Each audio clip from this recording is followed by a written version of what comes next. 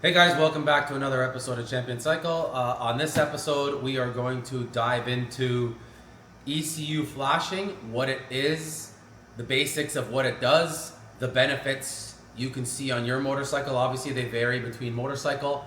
In this particular instance, we're using a 2017 GSXR 600 here, as you can see.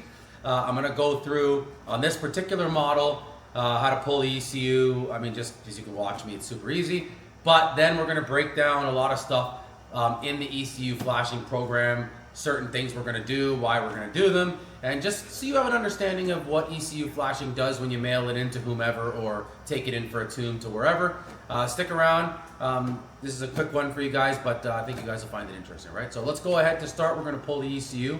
So what I did, I already popped the side covers off. I took the two screws that hold your seat off already.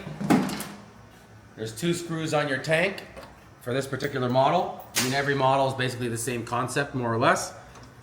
Now we lift the tank. As you guys can see with the tank lifted, on this particular model, the ECU is right there.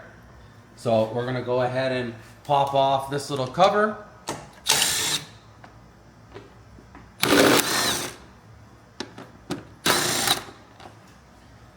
As you guys can see, the cover is off. On this particular model, again, it's relatively easy. Probably one of the easier. The older Gexers are a little bit more of a pain because they're underneath the seat. ECU is right here. We're gonna go ahead and put that tank back down. And literally, that's all she wrote, guys. The ECU is literally out. See the, right there. Let me just come around to this side. So you're gonna wanna go ahead and squeeze your little locking pins. Boom, done. Just like that, that's all she wrote. So we're going to take this ECU, we're going to plug it in with our proper hardware for this particular make and model, and we're going to open the Woolwich Racing software. Most ECU flashing software is the same. We tend to use Woolwich Racing. They have the best support, and honestly, they're just the best program out there going. So stick around. Let's take this thing to the ECU flashing desk, and we'll dive into some of the program and how she works. All right, guys, so we brought our computer over to our ECU flashing desk. That's how we have it set up in our shop, but I mean, you can do it any which way. All the softwares pretty much work this way. We all need communication from the ECU to the computer, obviously. We've plugged in our harness kit for this particular model. We have power being fed to our computer. With Woolwich, we use log boxes. So we have our log box plugged in. We have our USB cable connected. So now we have essentially our computer connected to our ECU from our motorcycle, and we have power fed so we can go ahead and do what we need to do. You understand? So now I'm gonna go ahead now, and you're gonna look in the software, and I'm gonna show you from start to finish how we log in to this particular model and where we go from here. So let's dive in. So you go ahead and you click on, this is with Woolwich, for example, you're going to go ahead and click new. There you go, Suzuki GSXR 600 years. That's the span. We're doing a 17, so it's close enough. Here's our ECU number, 3292014J80. If you look at the ECU sticker on the ECU, it generally has the matching number. But to give you an idea, a lot of times the ECU number is not the same. So we click new. Now we're gonna go here. This is what you wanna do to be smart. You're gonna go to Tools, read part number and serial number. You always wanna read part number and serial number because a lot of times, as crazy as this sounds, the sticker on the ECU does not match what's actually in the computer. The factory does funny things. So you wanna always read the number and let's see if it matched. So as you can see, I read, and we'll see what it said. So, 3292014J80, which is exactly what we clicked. So in this particular instance, it actually matched perfectly, excuse me. So would you like to open up a stock bin file? We'll say yes, right? Now we have this, now we're ready to start playing around. Tune lock is where we would enter our passwords to lock it from other people getting access to your file, which we will do on our own after. Now we'll start at the top, configuration.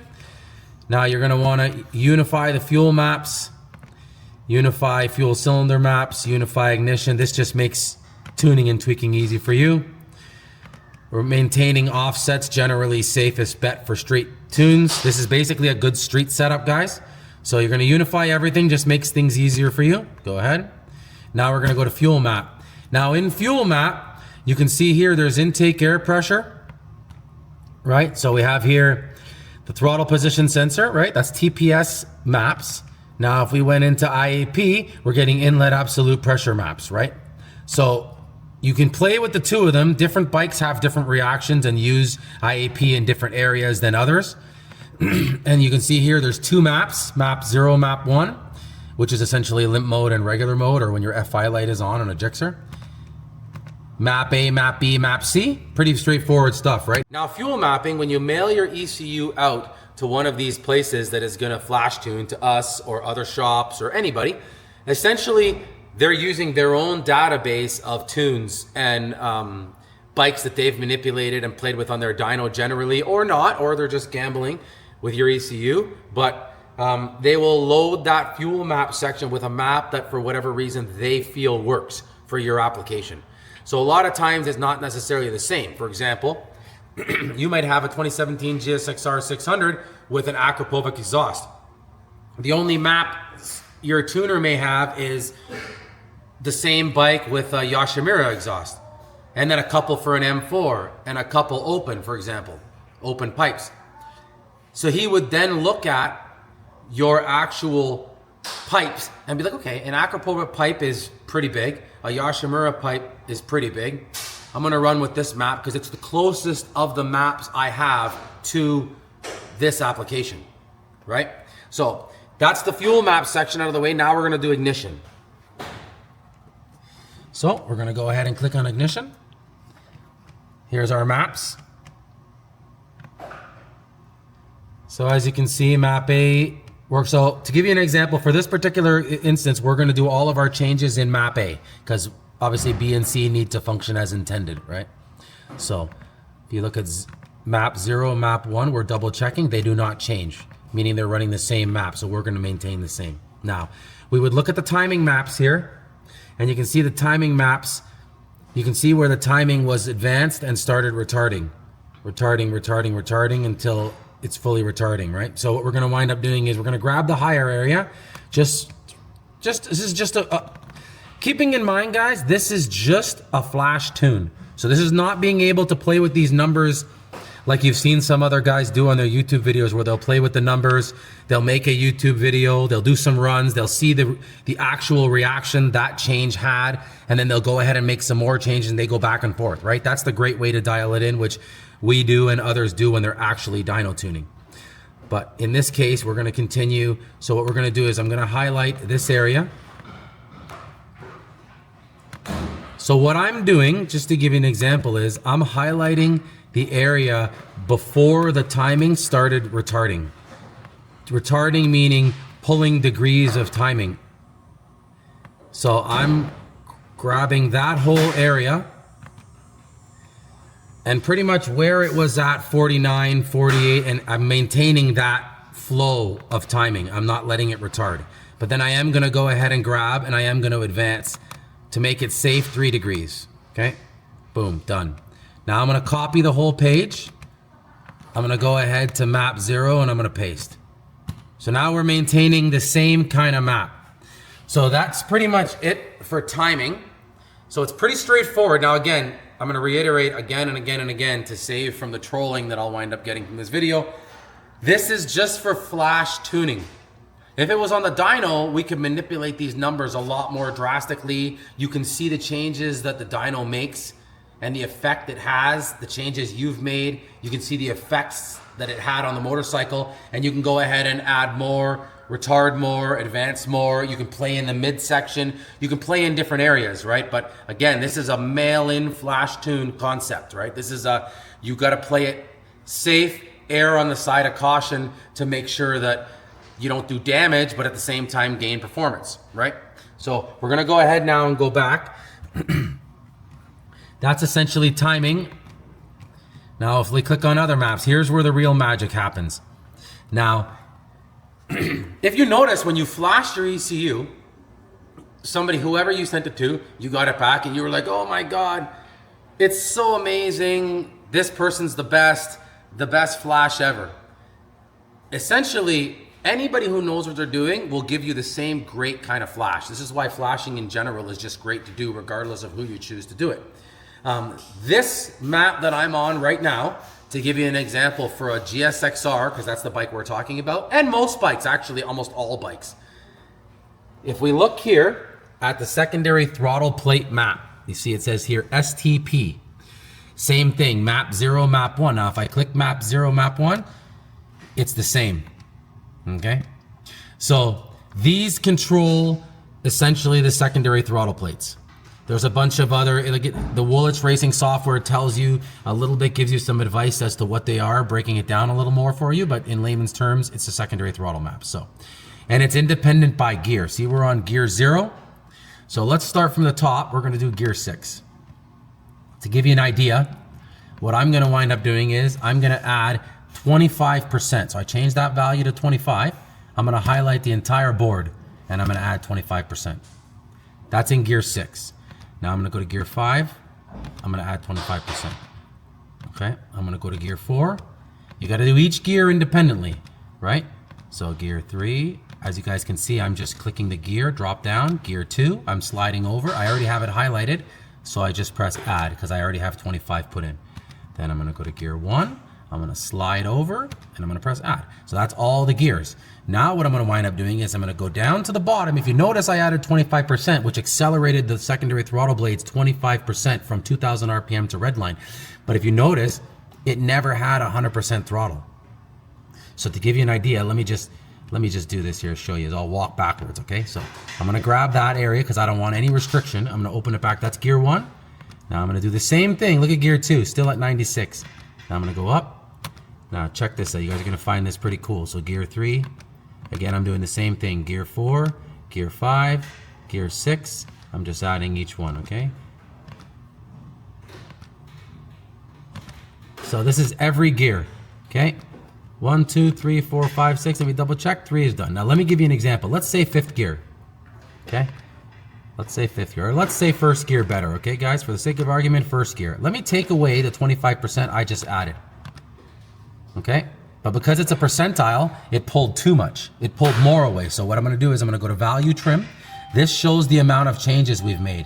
So I'm gonna see set, I'm gonna set the value to 0. So that means no changes from stock. Now I'm gonna go back to values. Now if you look, imagine you're at a red light with your buddies and you smash the gas. You hit 100% throttle. You're asking for 100% throttle.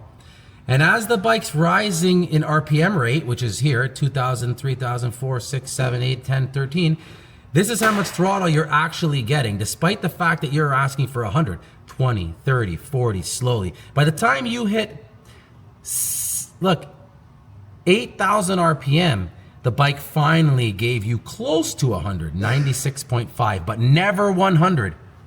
So this means if you have a GSXR 600, pretty much all generations, you've never even felt 100% throttle. You think your bike is fast? You've never felt 100% throttle. This is why, and this is where, this particular table is where the ECU flashing process is so beneficial and is where you feel the most change. So we're gonna go back to this area. So I'm gonna go ahead and I'm gonna highlight this and I'm gonna put my changes back.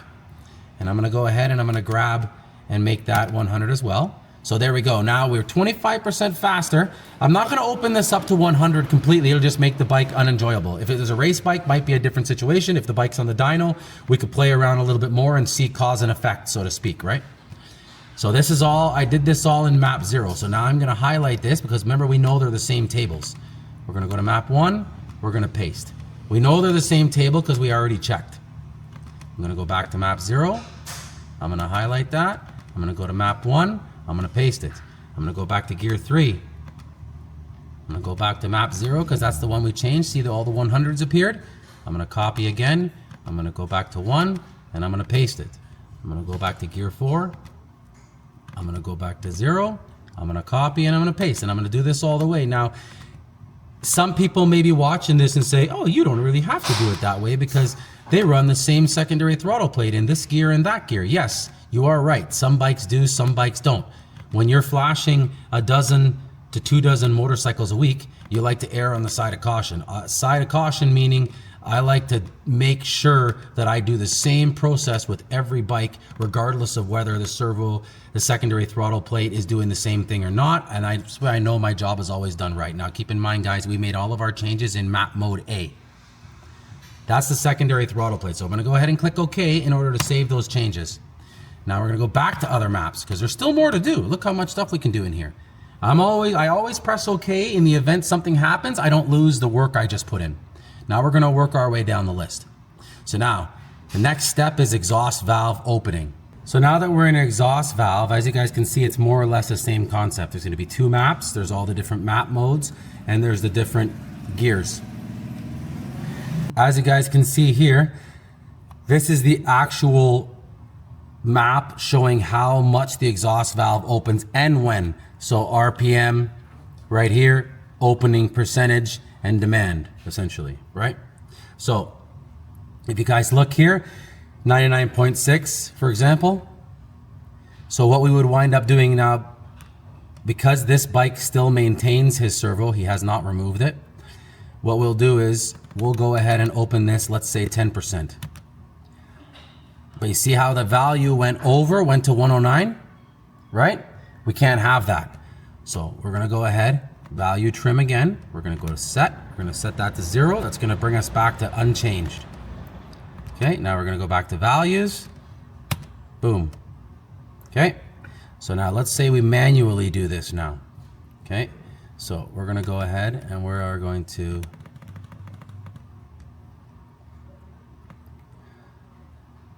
but look at this, guys. Look how it goes from 99.6 to 11.5. So you know what we're gonna do? Let's do it this way. We're gonna grab this. We're gonna do 10% like I said, 10%. Then we're gonna grab this whole area here where it's doing funny stuff. We're gonna highlight it. We're gonna go to set and we're gonna put the value we want, which is 100. There it is, see? So now this is in neutral. There's all the gears, see? They're all doing different things. Gear 2, gear 3. Because this is the exhaust valve itself, we don't have to go too crazy here. And these little motors, we've learned by experience, they like a little bit of back pressure. It actually benefits them. As you guys can see by all the gears, it is on 100. So that was only neutral that was not, which they call it gear 0. So what we could do is, because it's at 69, we could accelerate it, but I know from experience these bikes benefit not changing this. So we're gonna leave this, okay? So we're gonna go ahead and we're gonna leave the exhaust valve opening for this particular application. If it was on the dyno, it's different.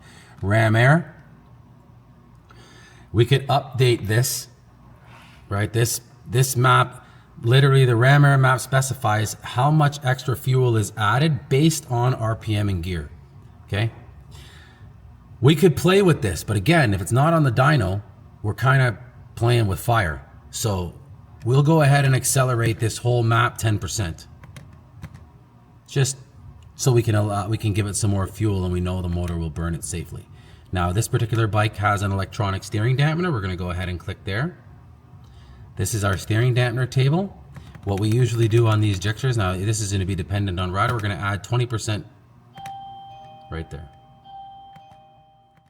There's other things you can play with if you really want to. Exhaust valve in this case is on the bike, so we're not going to disable it. We're not putting an Öhlins dampener or an aftermarket dampener, so we're going to leave all that, right? Deceleration fuel cut is a must. You always want this off. It makes the bike perform much better. Google and research deceleration fuel cut. You will understand how aggressive it is and how it makes the bike honestly just feel like crap.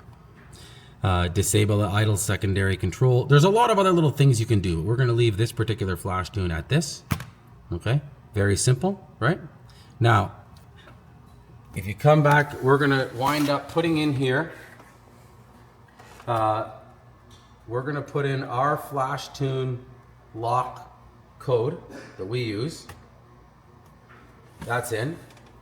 Now we're gonna go ahead and you're gonna click write ECU.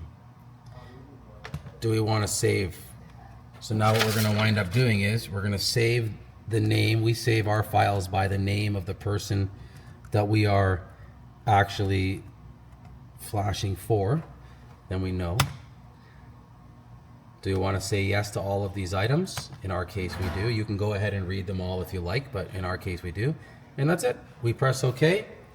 Now, right now, it's writing the changes to the ECU. Everything we just did, it's writing to the ECU.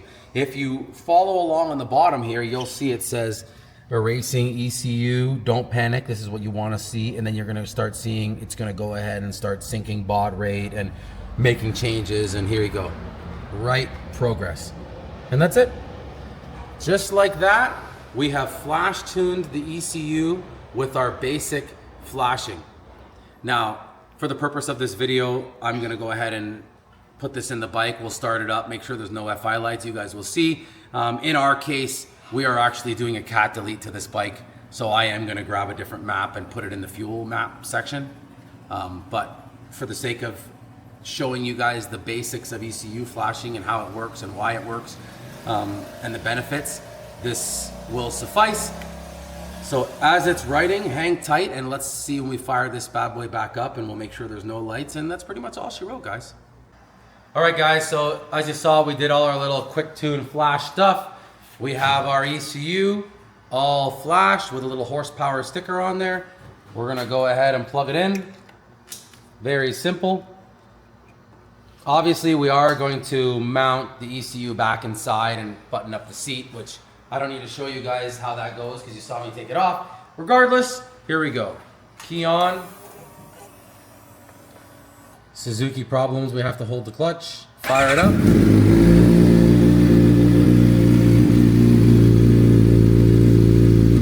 As you guys saw there, no engine lights, even though we shut off the O2 sensor and a bunch of other stuff. Now, I will admit, well, you guys were waiting and we were doing some other stuff for me to pop in here and finish up the rest of this video. Our apprentice, Matt, actually did finish the cat delete on the bike, and we did actually go back into the ECU, and I did turn off the exhaust servo, not to throw an engine light. So we did do that as well. But ultimately, that's the video. That's how ECU flashing works.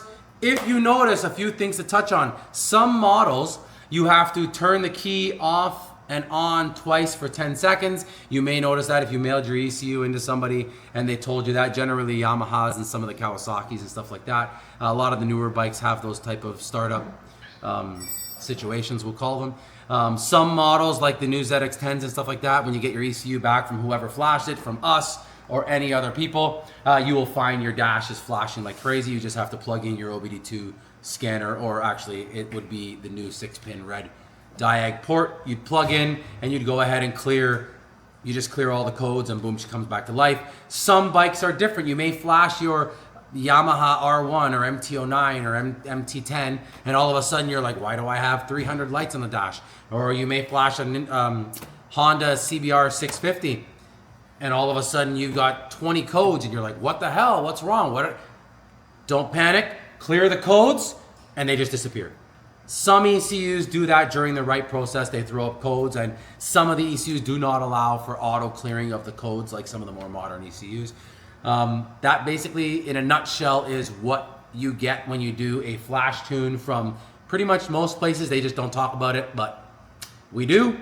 That's what you get with a basic flash tune. If you are going to buy your own software and do your own flash tuning, the information we provided you with is all the basics to get the most out of your ride without diving into some of the more fancy stuff that skilled mechanics, we tend to dive into more things, but for the average Joe, this pretty much is all you need.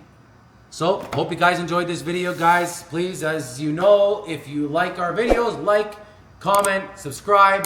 Don't forget to follow, turn notifications on, stick around. We got lots more fun stuff coming your way. Stick around.